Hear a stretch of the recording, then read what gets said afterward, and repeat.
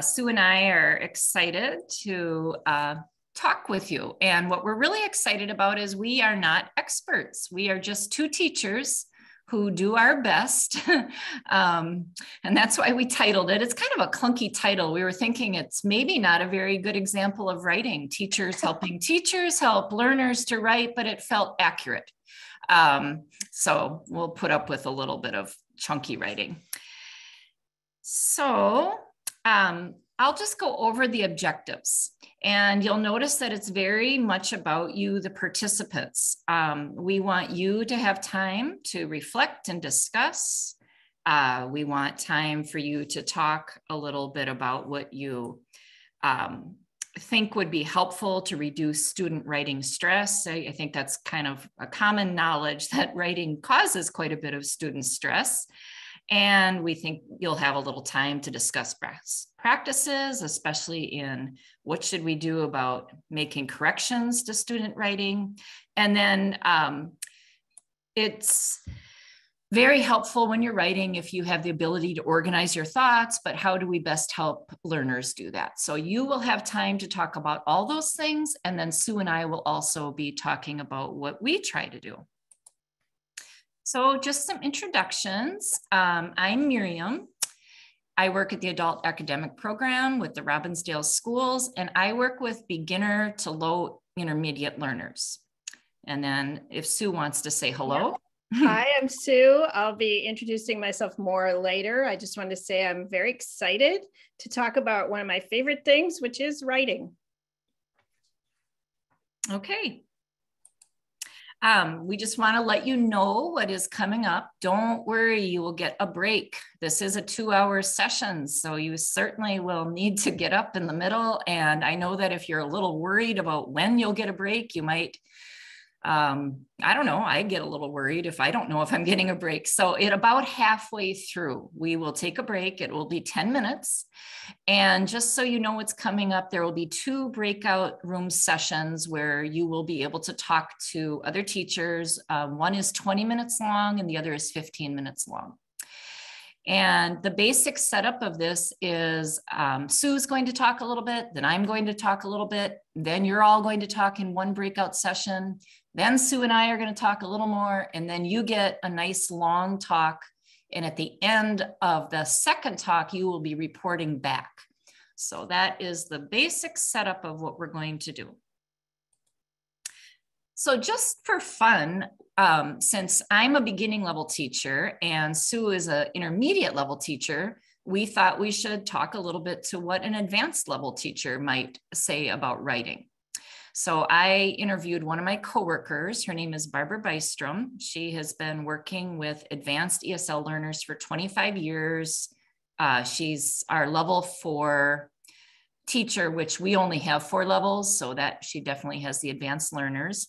She extensively helps her students with writing. She's always getting students published in journeys.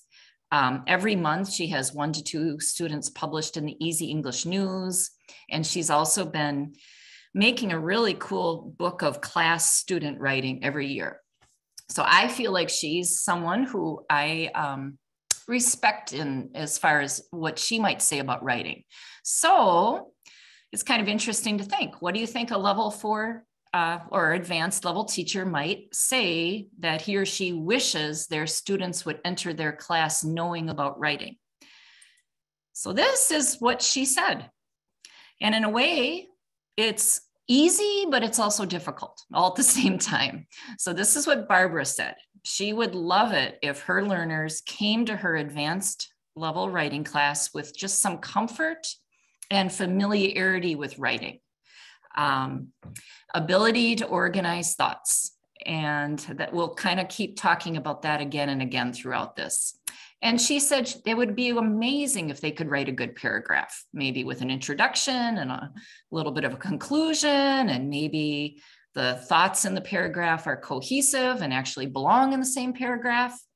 So that's what she wants. So in a way, that's great because she isn't asking for perfect grammar, perfect spelling. She just really would like comfort and willingness to try. So you could keep these in mind as you listen to Sue and Miriam, and you can think about how what we're doing maybe is helping learners prepare for an advanced level class. So I'm going to turn it over to Sue, and Sue is going to tell you what she does. Yep. Okay. So, oh, I got to click here. I teach intermediate ESL writing, as you can tell by the big letters at the top. And I've been teaching at Metro South for almost 15 years. And you can see in the slide the CASAS and goals levels. As you know from doing this work, these aren't set in stone, but that's the general level, reading level that I'm working with. And so on the bottom, I live in Bloomington with my husband and geriatric dog, who, as you can see, is demonstrating his skill at being part dog and part rug. Yeah, this is how exciting his life is. Something happened, Miriam. Okay, are you controlling the screen here a second? There we go. Okay. All right. So I subtitled this Trying, Failing, and Trying Something Different. So that has really been the process of how I've been doing writing with my students. I have been trying and trying and trying for a long time, failing for a long time, trying something different for a long time. So that is kind of been my process. Okay, so. I'm really sorry. I touched the remote control. I was okay. I'm gonna stop, and then I'm gonna request it again. Okay. Because okay. Now I can't move. There we go. My one job was to not touch the remote control. Trying, failing, and trying something different. There we go. My hands will be here the entire time. Sorry, everybody. Sit on them. Okay, you know what, Miriam? It's still not working, so we might have let me just try. I'm going to go over here. It says I'm waiting for you to control the screen. Okay. Did I just advance the slide, Sue? We might be those boring people who I'm really sorry. Sue and I like writing, but this tech stuff might not be our forte. Okay, so go ahead. I do get to touch the remote control. No, I'm kidding. Yeah, okay. All right, so this is just a reminder, if you do have questions while I'm blathering on, to put them in the chat, and then I'll try and address them at the end. Okay, go ahead. So the first thing to think about is why bother with writing? And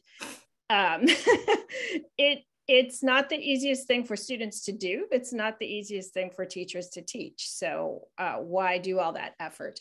And I think I could have stopped at the first bullet point. Honestly, creating authors, helping students find their voice, that is primary for me. And you'll see that in my writing process or teaching writing process as we go ahead.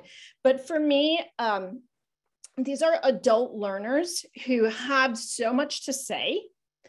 And our job is to help them find their voice in English. And writing is a special way to help them do that. For example, it helps you get to know students who maybe don't have the personality or the skill or the emotional wherewithal to speak up in class, but they can write things. And you'll see that in one of my writing examples as well. Writing is hard, and students feel a huge satisfaction when they do it. So it's one of the most satisfying things that I teach. Of course, it teaches critical thinking and organization. That's the crux of what we're trying to do, as well as mechanics, and it's fun. Okay. Okie doke. So high tech, less tech, no tech. I started to think about this because I use a lot of technology, but I've also done just paper and pen. So go ahead, Miriam, and click. Mm-hmm. So the high tech version, I do this with one of my classes. Oh, I should say, because I'm going to be kind of talking about two classes, both my classes are at the same level of English. So when I talk about my different classes, they'll be still the same level. So in one of my classes, I have less time. So we do everything via tech. So I make an assignment in Google Classroom, they type in the assignment, they return it to me, I return it to them, and the whole interaction is online. Okay, go ahead. Less tech, I've done this before. Students write on paper and then I edit it on paper. And then they type it on a computer too. Now, you might ask, why are they redoing this? It's to give them some interaction with the edited writing then, so that they can see it, what they were trying to say in the first place. And then I would have them print it out so that they could have a hard copy. Okay. Then no tech, paper. So, I mean, yeah. So, and I've done this too. So, and I don't want to say no excuse, but I mean, any variety of technology, I'm going to show you a tech version, but any program can do this. So go ahead. All right. So this is just a template for kind of, this is my version of what the high level person said, her 3 things. This is my aspirational goal for students to be able to write a paragraph with I don't care so much about the title, but the topic, sentence, 3 details, and a conclusion. And so that's the goal. I made this template when I actually did a writing unit when we were doing online teaching. And so this was the graphic that I used to kind of explain, this is what what I'm trying to get you to do. Mm-hmm. But okay, so going back to organizing your ideas, the really hard thing for native speakers to do and for non-native speakers to do is to figure out how to narrow the topic and just write on a topic, which is the function or the basis of organization. So go ahead, Miriam. So the next part, I said it's all in the details, start in the middle. So the details were in the middle of that graphic. So go ahead. So so to start writing, when I first had students start writing, I would get the most pained, horrified expressions on their faces. And then they would sit there with this paper as if the paper were going to like painfully attack them. And it wasn't pretty. So over many years, I have to say, I figured out how to come up with writing prompts that actually produce writing. And so I say interesting and accessible. Interesting, of course, I mean, it has to be connected with them. And accessible, it has to be something concrete that they can write without abstraction. So I can't ask them to write, about justice or, what is freedom or something like that. But I can ask them to write about, well, you'll see about what are strict rules in your family, or I just had them to write, what are you struggling with? And they all wrote about English and driving in the winter. So, concrete things like that. I always allow time to talk about the topic. We have conversation built into our class schedule. And so that works out nicely when I want to have them do writing, because then they can talk about a topic, generate language without the pressure of writing, and have interacted and begun spinning some thoughts about the topic, and then write about them. And of course, if your goal is paragraphs, you want them to, the structure that I showed you, you want them to write 3 sentences at least on the topic. Go ahead. All right, so this is in a morning class that meets Monday through Thursday all morning. And so my weekly process right now with these students, and I say right now because of course maybe I'll fail and try something new, is they write on paper after we've had a picture prompt and a conversation, and then they turn in their papers. I ended up putting this in because I was having what I called weekend Googling, where they would take their papers home and rewrite them via Google Translate so they wouldn't have any mistakes. So now I confiscate their papers. And then on Monday, they come back and they type it in a Google assignment. And I'm going to show you how this looks. And then my time is spent, not my time, I spend some time editing and returning, and then the process starts again. Go ahead. So this was a picture prompt. This was from December. So what we would do in class is we would look at the picture. This is what I call picture from the news. So I pull a picture from the news to begin our class. It's also a warm-up activity. So they generate some language and we talk about maybe what's in the picture. Okay. And then I do that like a reveal of, okay, this was why it was in the news. And this happened to be the beginning of Omicron. And so this is a paraphrased version of the news, and we'll pull out some vocabulary. But then from this, I was focusing in on the word strictest that you can see there. So the Philippines had one of the strictest lockdowns. And we talked about the word strict and what that meant. So go ahead. So then we had a conversation. And in my class, conversation groups are 4 or 5 people, and they have to spend 10 minutes speaking English. And so I had them talk about, okay, do you have strict COVID rules in your work? Right. And then we move from there to, do you have strict rules in your family? Because not everyone is working. So it gives them a little bit of a window in if not everybody is working at the moment. So, okay. And then, so then their writing prompt was, do you have strict rules in your family? Okay, and I'm going to show you some of the writing. Yeah, actually, that's okay. I'll show you some of the output of this writing prompt also. So then this is what they access in Google Classroom. They go into Google Classroom and they click on the writing assignment, and then they type in the box and they turn it into me.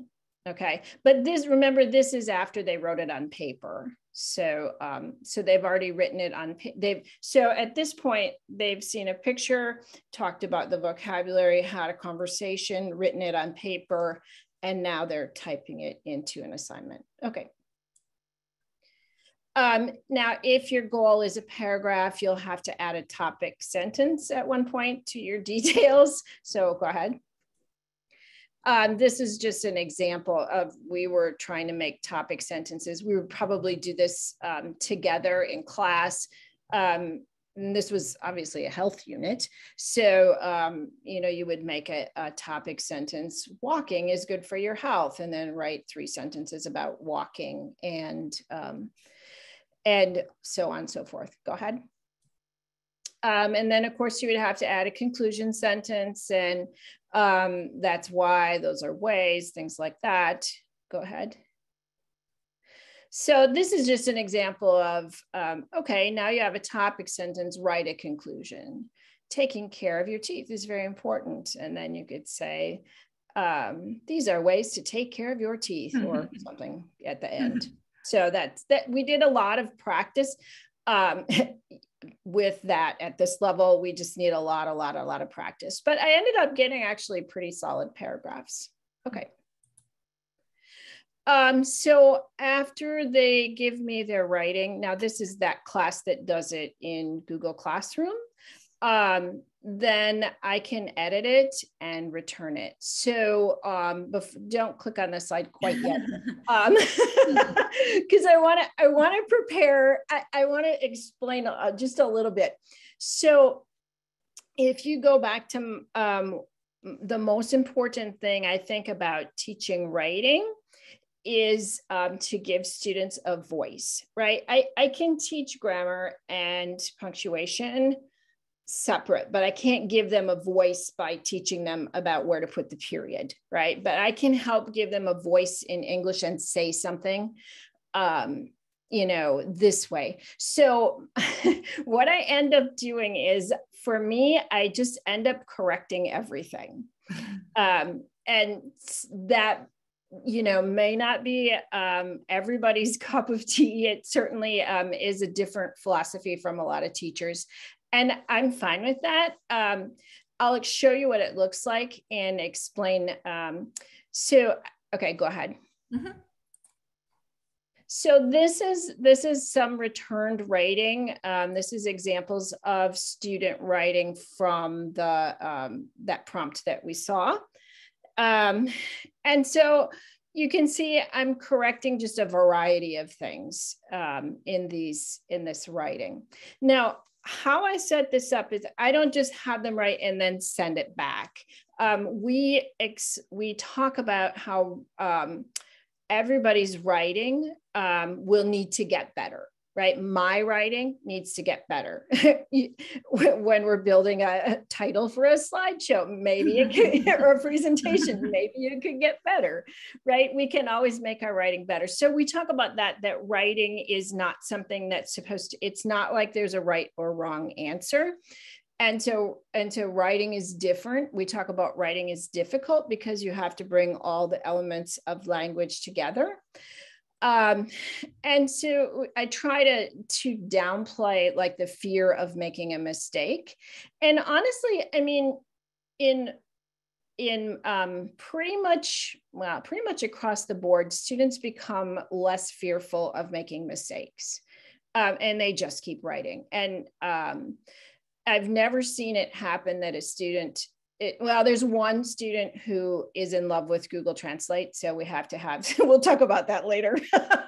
But I've never seen it shut down a student's voice by doing this kind of correction. And I think, in fact, it amplifies a student's voice. It helps them see what they wanted to say in English. And then when they interact with it by typing it or by looking at it again, it clarifies some of that stuff. So I have the ability to project this up anonymously on the board, just like this is. And we can talk, this is a time when we can talk about grammar. We can talk about, the things that we want to talk about, but we haven't taken away from the student's voice at this time. Okay, next slide. I stuck this one in. This is obviously a very good writer. She's one of the best writers in my class. But what I like about this, and she just had a few verb corrections. What I like about this writing is that it shows me something that this student can't show me on the test. She's not a high tester, right? But this writing shows me like an understanding that she has of the language that she can't show me on multiple choice. But she can show me in writing. So I think that's another really good reason to add writing to your program. Okay, I think that's it. Yep. Okay, so I haven't been monitoring the chat, but do we have a lot of questions? Some questions? Let's see. Okay.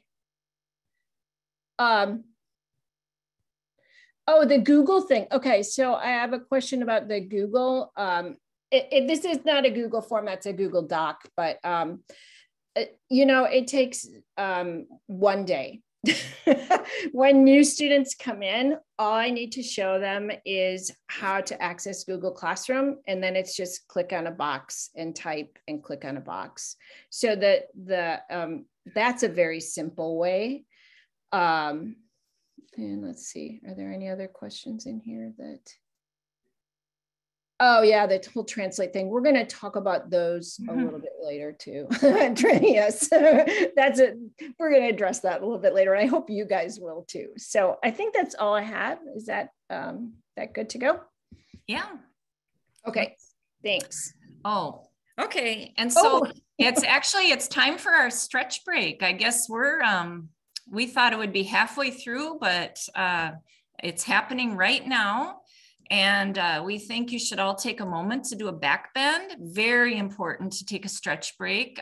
If you're not quite up for your back bend, just go get some coffee, run to the restroom, and we will see you in 10 minutes. We have a timer just to kind of help you remember and keep track of the time. Okay, well, I hope you had a nice little break. Maybe a couple people did a back bend. I don't know. I did not. Sue did not. Once again, I'm Miriam Bosveld. I work at the Adult Academic Program. We only have 4 levels of ESL. So I teach level 1, which means that it's beginning to low intermediate learners in the same room. And the CASA scores are 153 to 200, but the 200 needs to be, before they go to level 2, they need to have a 200 on an 81X or an 82X. So there's quite a range. And if you have any questions, just chat them out. I'll try to keep an eye on that. So this is my level 1 writing curriculum. And before I start, I just want to explain that I don't feel like writing is a strength of mine. In fact, I'm not sure why I'm presenting. My recollection is that what happened was I was on the Language and Literacy Planning Committee, and we were talking about how there's been lots of interest in writing. And I said, oh yeah, I need some help with writing. And I remember Patsy said, well, I'll just write your name down. And then somehow here I am. So, what I'm kind of excited about is I'm just telling you what I'm doing. And then I would love to hear feedback, ideas, etc. So this is my writing curriculum, and it's Monday to Thursday, 12:30 to 12:55. And it's after lunch. And I think a lot of programs don't have a lunch. And sometimes I envy those programs, because what happens is the students return from lunch, but it's kind of like a trickle. And trickle. And I need something to do until everyone is back in class. And a number of years ago, I decided to do writing at that time. And the nice thing about it is they come in, they can pick up their notebooks or their packets, and they can come in at their convenience, because people have very valid reasons for trickling in. And I just thought it might be a good activity for that time of day. So I'm just going to start out with one of my biggest challenges is I have a wide range of students. So for example, someone with a CASA score of 153 is just learning how to print letters. And I have some students that they can write a lot. This person wrote a whole page. I just asked her to write about Honduras, and she wrote that. So as always, for me, and I think most beginning level teachers, there's just this gap of student ability and level, and you don't know how to handle that all in one classroom. Miriam, I'm sorry, I'm going to interrupt for a moment. Could we have you put your slides in present mode? Right now you're in edit mode. If you put them in present, I think we'll be able to see them a little better. Oh, I wonder how that happened. Just click view. There you go. No, perfect. I think that's fine. Did you want to see them? That was what I just showed you in edit mode. Sorry about that. Maybe it's a little bigger now, but it's mostly just kind of showing you that I have people who are just learning how to print, and I have people who are able to write quite a lot. So I spend a lot of time on differentiation, just trying to find activities that everybody in the class can do. And I'll explain all of these, but I do have to have a pre-lit packet for people that really don't know how to print. And then I've developed a packet that goes with the Oxford Picture Dictionary packet. And there's kind of a part A, and then there's a part B. And then I do some picture prompts. And finally, I have dialogue journals. And I'll explain what all those mean. So basically, if I get a learner in the class who doesn't know how to print and doesn't read, I give them a pre-lit packet, and everyone else starts with the Oxford Dictionary packet. And even though the Oxford Picture Dictionary packet part A is pretty easy, I feel like beginning level students should have a familiarity with a picture dictionary, and it can't hurt. And a lot of the students go through this packet very quickly if it's easy for them, but I think it's okay. So just a quick word on the pre-lit packets. It's really designed for learners who need practice printing, identifying letters, and they would find it difficult to use the dictionary. So these are pretty simple, but I feel like they have to get started somewhere. And it is something they can pick up and do. They can do this, they learn how to do it independently. The second differentiating I do is a packet that goes with the Oxford Picture Dictionary. And it's basically learners are given a page number and one of two prompts. And I've come up with I like or don't like, and I have and don't have. One thing I love about writing is it's communication. And Sue talked about that too. You know, you want them to have their voice, even if they don't have a lot of speaking skills. They have lots of ideas in their head. And one thing I kind of think is fun when I read someone's writing and they know that I know something about them. They didn't say a word. So like and don't like and have and don't have work out really well for that. I'll give you some student examples, but I like that even beginning writers can tell me things about themselves, preferences and things they have. So here's just an example about writing about preferences, like or don't like. So this person was assigned page 68 in the Oxford Picture Dictionary. It's fruit. It's just pictures of fruit with with a number. I think apple is number 1, and then you can check the spelling. And this person, for example, speaks very little English, but now I know she doesn't like watermelon. She doesn't like raisins. It's simple, and it just seems like it's a pretty good way to help people start writing. Family, this person wasn't even able to say I have or don't have. She just said grandmother, no, mother, no, father, no, sister, no. And I just want to know people a little better. I like knowing that they can tell me things about themselves that they might not have been able to in another way. So that was part A of my packet with the Oxford Picture Dictionary. This is part B, and it gets a little harder. We try to take it to the next step. So the like and don't like prompts and the have and don't have prompts are pretty easy. So in this packet, I introduce something called questions about you. I give the learners a dictionary page and write a prompt, and hopefully if they turn to the dictionary page, they might understand my prompt a little better, but it's not quite as simple as I like and don't like, or I have and don't have. So let me give you an example of that. So for example, I just said the prompt, I said, go to page 60 and write about housework. And this person remembered about like and don't like. So she was able to say, I like to recycle the newspapers. I like to mop the floor. I don't like to dry the dishes. Once again, she isn't really writing, she isn't having to think of these words herself because she's using the dictionary. The words are there for her, but she is communicating and she is writing about what she likes to do. So I like the clear communication. And here's another question about you. It just prompts them to go to page 72, which is about grocery stores. And, what's the name of the grocery store she goes to? She goes to Aldi's. She goes to a fast food restaurant. She likes a Chinese buffet. So once again, I'm learning things about her.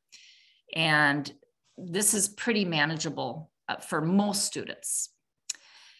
So one more example of how I'm trying to help them write about them, but still getting help from the dictionary. So page 4 in this dictionary talks about what is a name, an address, and a birth date. And then hopefully the learners will be able to translate their own information into these prompts. Okay, sometimes also I do picture prompts, and the learners just need to report what they see in the picture. They can use the picture dictionary. I also have a spelling reference packet that I'll explain a little more. They don't need to write in sentences. This person, for example, though, I know we talked about it out loud, and I remember helping her write, but I thought she wrote quite a bit about the picture. Okay, so finally, what I'm trying to get my students to get to is a dialogue journal, because that's where they will get a notebook. There is a prompt. I ask students to try not to use their phones. We're going to be talking about phones more later. I give them a spelling reference packet so they don't have to ask me how to spell, and then also they don't have to say they need their phone for spelling. I created the spelling reference book, and it only contains the most common words, because a lot of the spelling reference books I've seen are just too much. There's too many words. They can't find the word they want. So let me just show you. It's relatively simple. It's in alphabetical order. It's under each phonetic sound. So for example, if someone's looking for the word check, they would have to look for CH rather than C, because a lot of my learners, they're not literate in their first language. They're going by the sound of the letter when they need to check it out. So they get a little book with as few words in it as possible that still give them the vocabulary that they might need for their writing. And I'm always adding words. And these words, and if a student has a word that's specific to them, we add it to their book. So most of them would have their children's names written in their book, maybe the name of their children's school, things like that. So these are some examples of some prompts. I do a mix of personal prompts, like what will you do this weekend? Do you watch TV? Do you listen to music? Do you watch the Olympics? Just things that help me get to know them better, which Sue mentioned this too, that it's just, I like learning about people, and writing is a way to know things, especially some of the quieter students, or I've learned some things through writing that I had no clue about for people. I also try to tie our writing into what we're studying as far as vocabulary. So if we're doing a shopping and community unit, I might put a prompt, where do you go shopping? Do you use coupons? So the idea is that we're practicing that vocabulary in class, and that maybe they could feel comfortable with those English words so they can write about it, and they can hopefully spell them correctly, since we're going to be having a spelling test. As far as error corrections and using phones, I really don't correct for errors. When I'm using that Oxford packet, I only tell them to use a period. And even if they spell the word wrong, I just don't correct. A lot of it is, it's hard. I don't want to interfere with the spirit of writing in my mind, which is to communicate. So I'm real minimal on errors. As far as the dialogue journals, I only correct the spelling of very common words, or words that we've studied, or concepts that I know we've studied in grammar. If we're studying singular plural and they write that they have 5 brother, I might add an S. Pretty minimal. As far as phones, I ask learners to try not to use their phones. I do give them that reference book, so they shouldn't need to use their phones to spell. I have mixed feelings. I've had some people communicate something important because they were able to use their phones, and they wouldn't have been able to communicate it without their phones. So we'll be talking a little more about that later. I have mixed feelings. So I don't know what I think about my writing curriculum. Here's a little secret. I post the same learning target every day. Please don't tell. It's just pretty basic. It covers a lot of things. It's not really very targeted. So this is that afternoon writing. I am going to talk a little bit more about what I do in the morning with grammar, but I feel like this is a little loosey-goosey, but this is currently what I do. Okay, so for Miriam, grammar, yes? Miriam, I'm going to interrupt before we move on to grammar and writing. We have some activity in chat. Sure, okay. We do have one comment. Somebody's very impressed with the level of differentiation in your class, and I would second to that sentiment. Oh, that's so nice. Thank you. We have another person who asks, is it possible for you to share the curriculum you developed? I'm happy to. I will. I can. We can make sure that anybody who wants it, I'm happy to send that. Okay, we can do some links. And then we had another person who said, was kind of asking more about your thought process. How do you come up with ideas and topics? As far as writing prompts, do you think? Yes, I think that's referring to.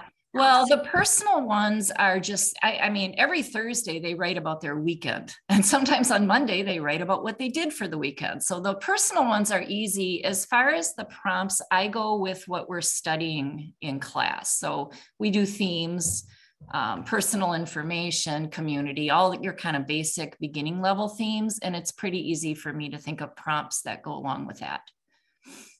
Okay, I think that takes care of, let's see, we have one more. Do you ever answer with a yes or no when the questions are not open-ended? So yeah, I think maybe some of the writing just for maybe your beginners, mostly yes and no. Oh, that would be great. Yeah, that's a perfect idea. I haven't, but see, that's why I was excited to do this. I love that idea. That's simple and it's communicating, which I think is what we're supposed to be helping them do. I mean, we do things like, do you like coffee? Yes, I do. No, I don't. But we tend to do that more verbally, but I think we should do more yes, no.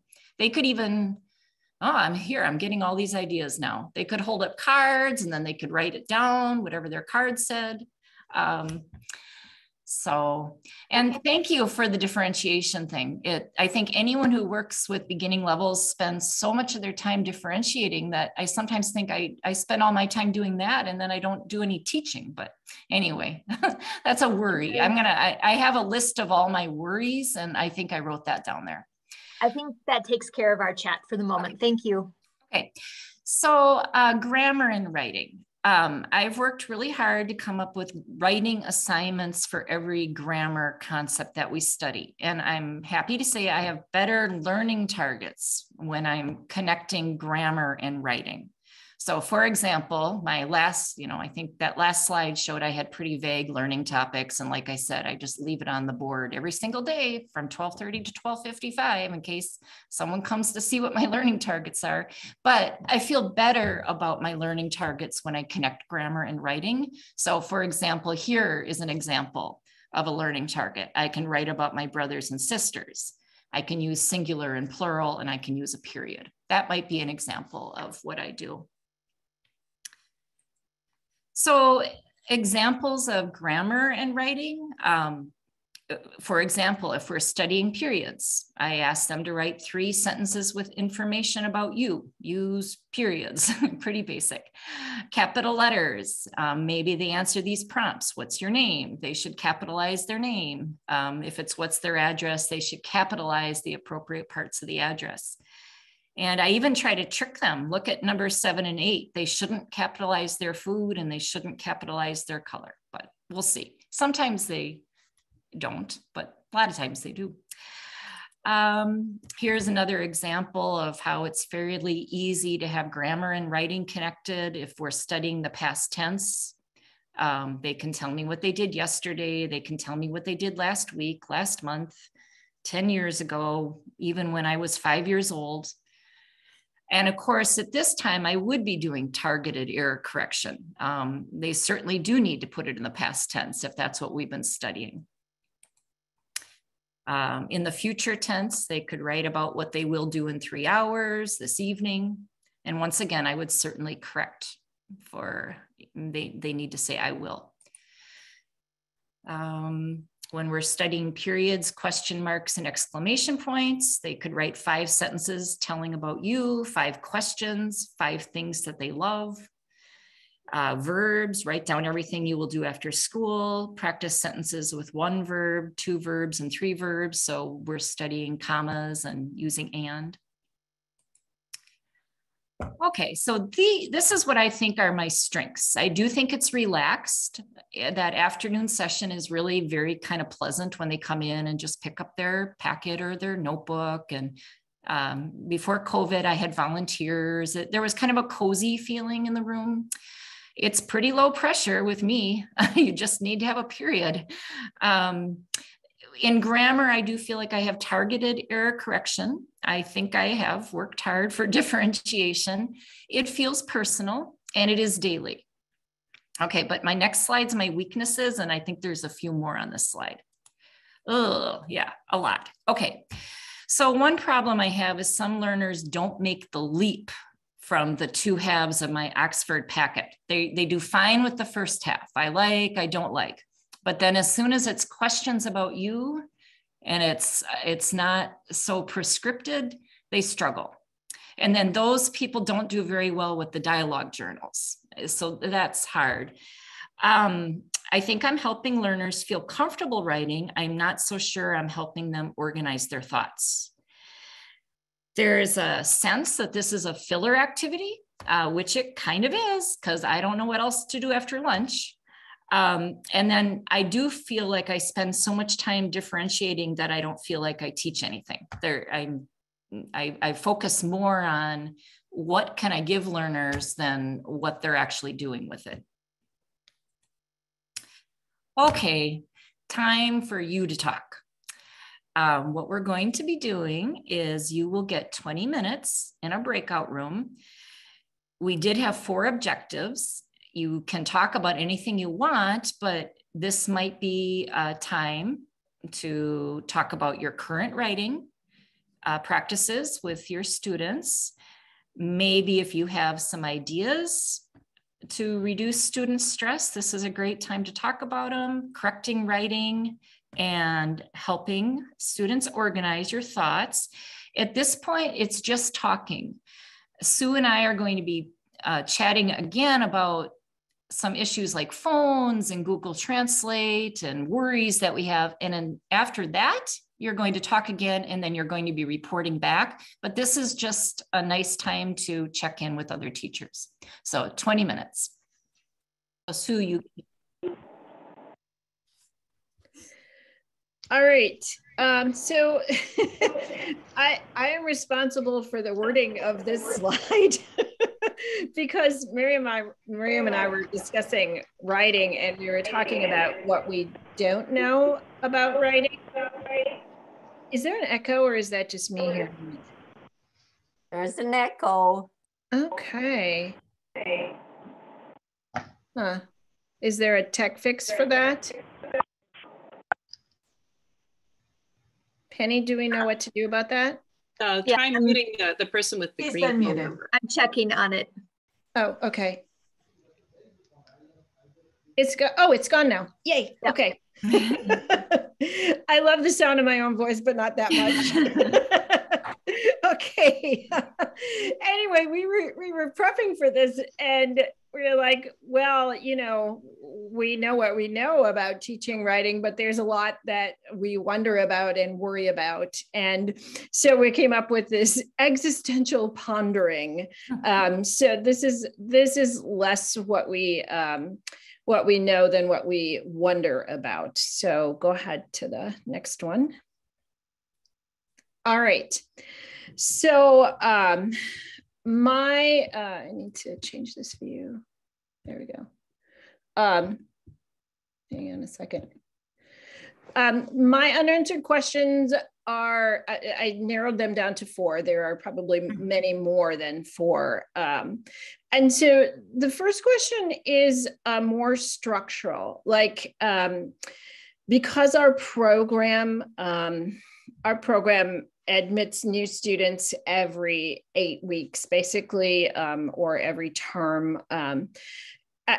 and building writing instruction takes time. So, giving students, like say you were going to teach a paragraph writing, that's building a lot of experience and a lot of knowledge step by step. I can bring students into the tech part and get them to type something in a box. And that's part of writing, but getting them, to become writers takes more time. So I guess, helping them to become writers, and trying to fit that into the box of terms and new students. And so I'm still kind of trying and failing and trying again in that area. And then how to fit that into the larger program, in our program, as well as probably some of yours. We don't do a good job of what we're trying to do with this presentation, which is look at, beginning writing, intermediate writing, and advanced writing, and talk about how to build a program that's integrated. So that's some work that I need to do. And then the last two are really all about editing. So I give students their edited writing, like you saw, and they get it in an email. And then I'm still like trying and failing and trying again to figure out the best way for them to interact with that. I've tried having them read their paragraph to a partner, so they're kind of actually communicating to another person.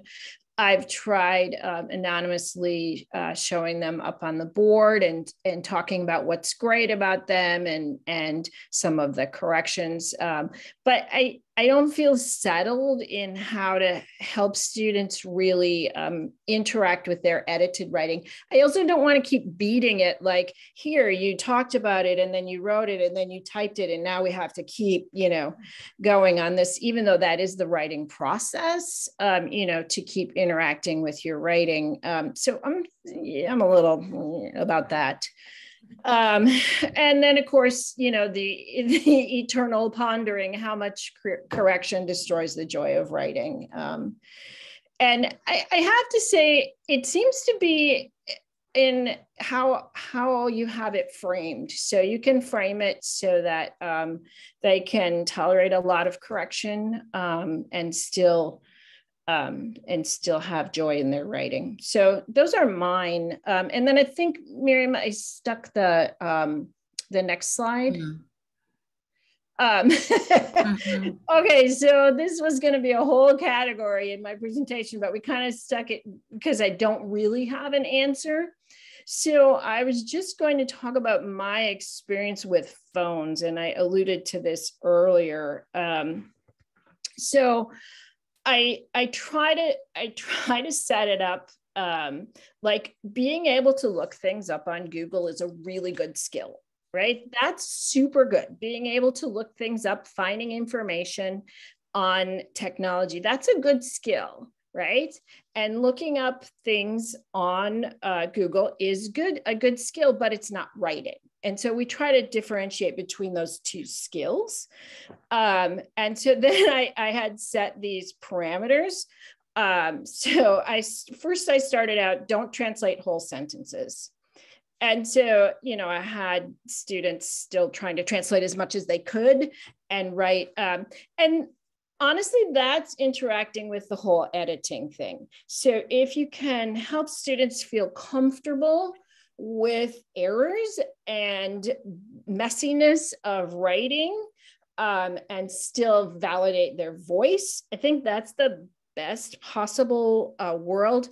And that's going to eliminate some of this like compulsion to translate and not make a mistake. Because I think the whole, at my level, the compulsion to translate things comes from the fear of errors a little bit.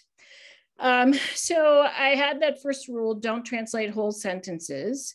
And then I had, okay, that wasn't working. So I said, okay, only translate one word or two words that you really, really don't know. And it was just too tempting. And so I finally, I just came down and I said, okay, we're going to try to write today with no phones. And I had the most shocked and panicked looking students that you can ever imagine.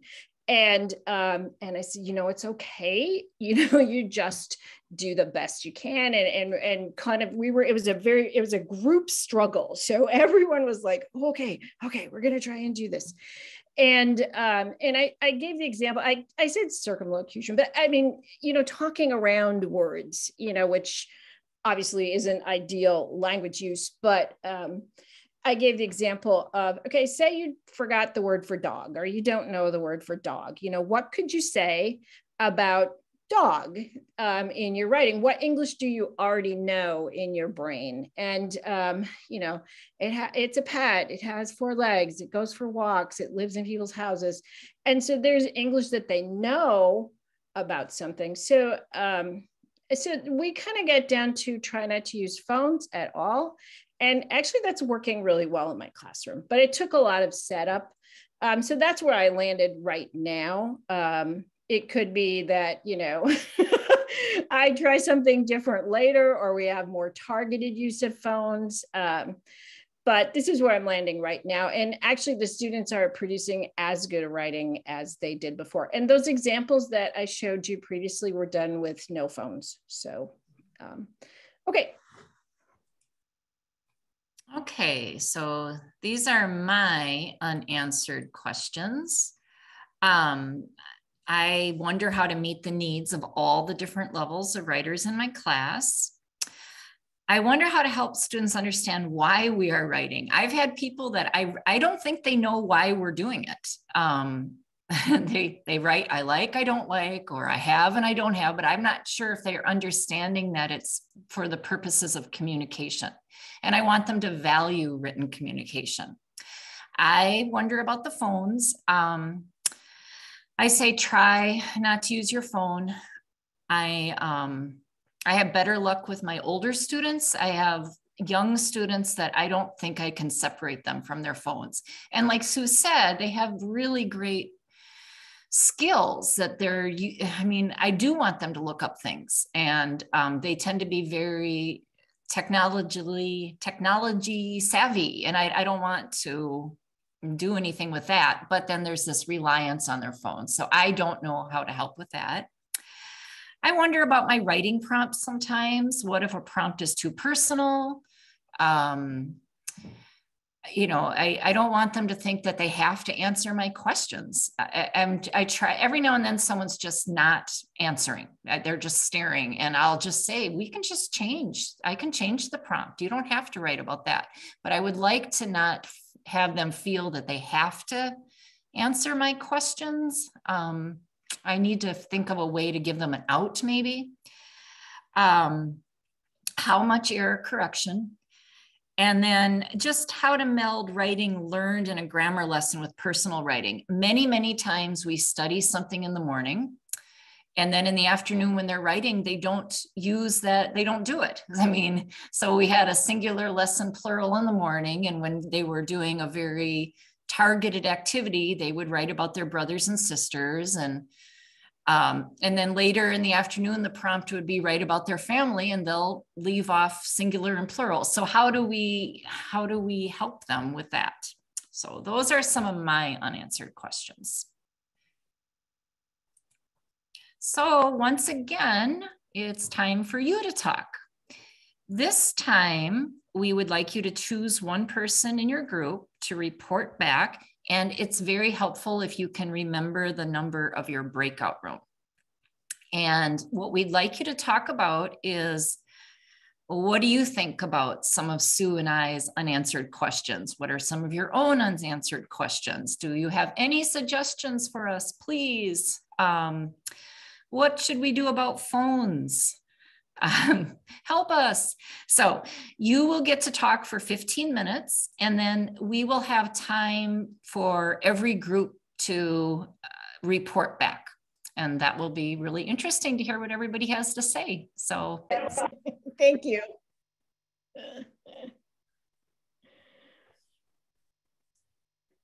Are we getting started now?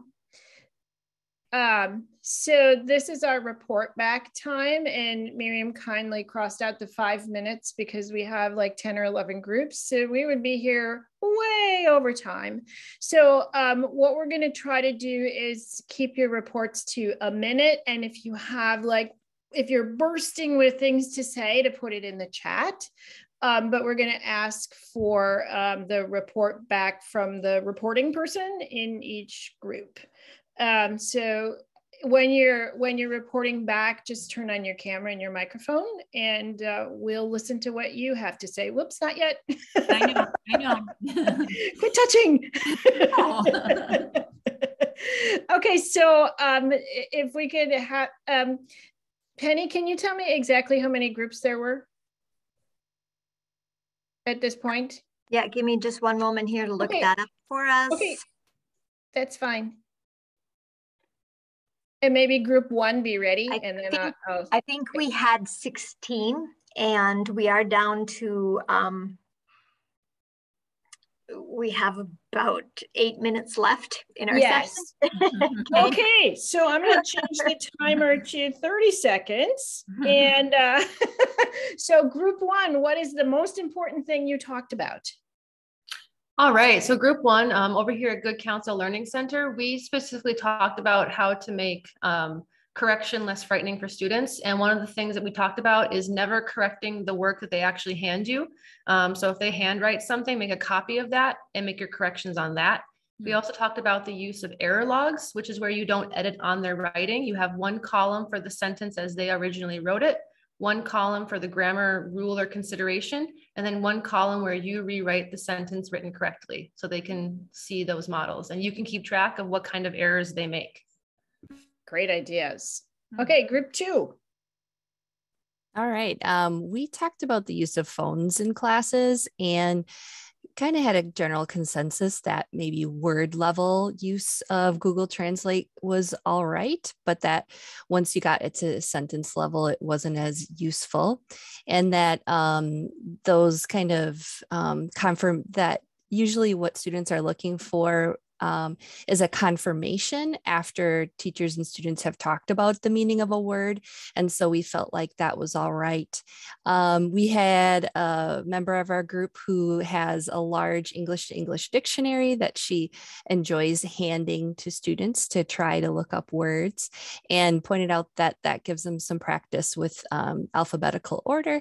And we also talked about using learner to learner, just interpretation as well in class rather than Google Translate.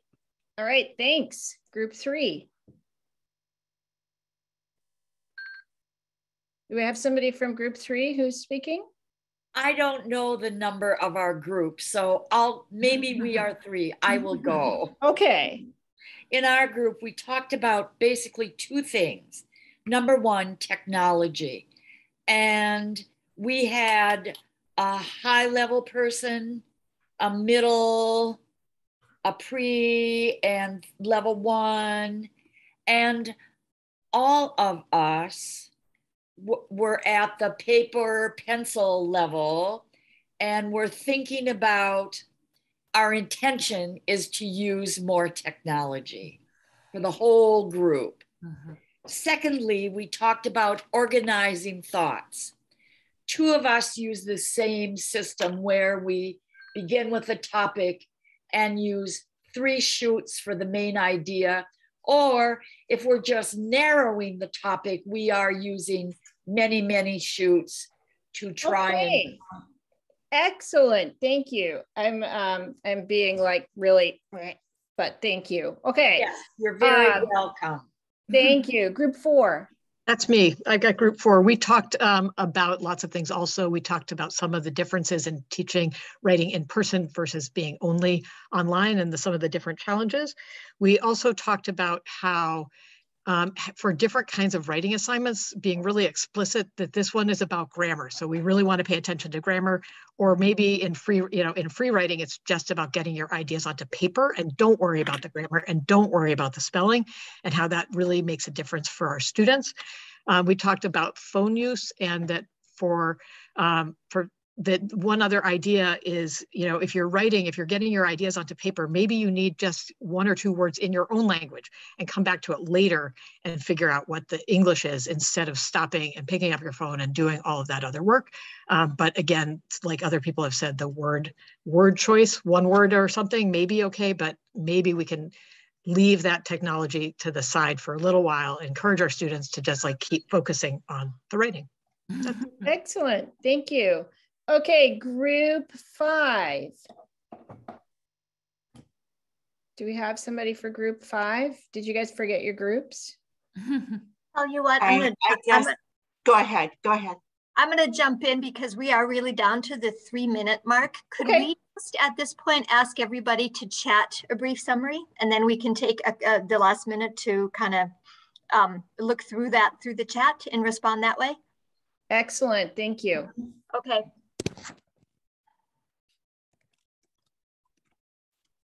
Oh, I love this. Using phones as a tool rather than a crutch. Yep, that's a good image.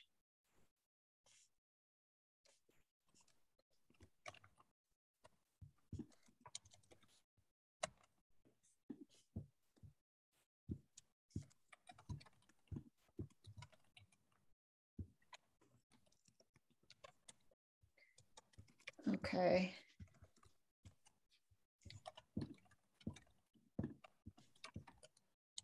I hear typing. Sorry, that's me. I forgot to mute.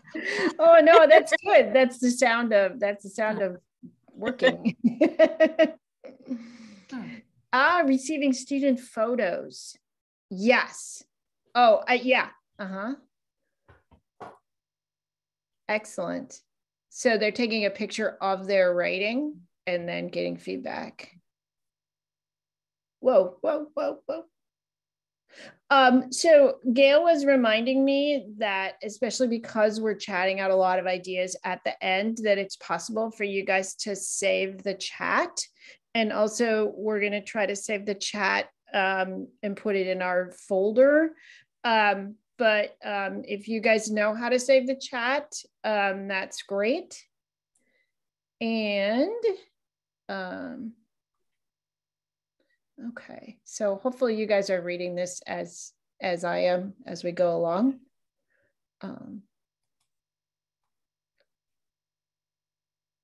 A lot about phones, a lot about like, yeah, a lot about like how to empower students, how to decide what skills the students need to work on. So using it as like more of a formative assessment. Excellent. All right. So we are at, I don't know, probably less than a minute, right? So thank you for coming. Oh gosh, I should have taken a picture. My students were all telling me how to say thank you in their languages last night. But thank you. Mahat Senate, I don't remember any of the other ones, but enjoy your students' writing and take away this lovely quote from Jack Kerouac on finding the right words, and they will be simple. So thank you. Have a great conference, and